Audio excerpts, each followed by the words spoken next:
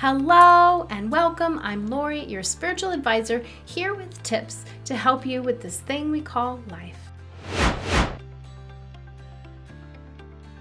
So here's the question that I have for you today. Is the glass half empty or is the glass half full?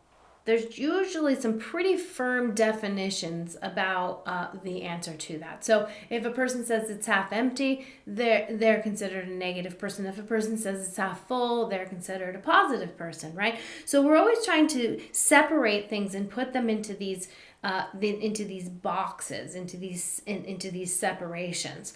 And we want to be careful and avoid things like that, right? Because then you get things into their extremes. And we really want things to get more in the middle. You're going to hear me say this a lot. Healing and wholeness is the inclusion of everything, not the absence of something, right? And so if we use this example of water. So if you take water and you heat it and you heat it and you heat it and you heat it, you're going to get boiling water. If you take water and you cool it and you cool it and you cool it and you cool it, you're going to get ice water. Once they get into their extremes, there are very few things that you can do, right? There are very few things that you can use boiling water for. There are very few things that you can use ice water for.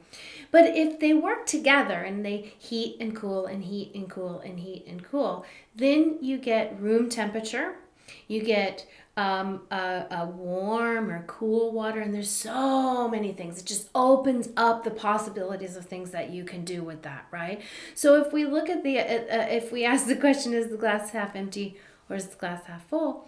It depends, right? So if I've just filled the glass up, then it's half full. If I've just drank some, then it's half empty. So we really want to challenge ourselves to come out of the extremes, to pull things down into the middle and apply them to whatever's in front of us, right? Not just a one or the other. So if you want to make pasta, you're not going to use ice water. If you try to use ice water, you're going to feel like ice water is bad, right? Because I had a task that I was trying to do. I was trying to cook food and this didn't work, so this is bad.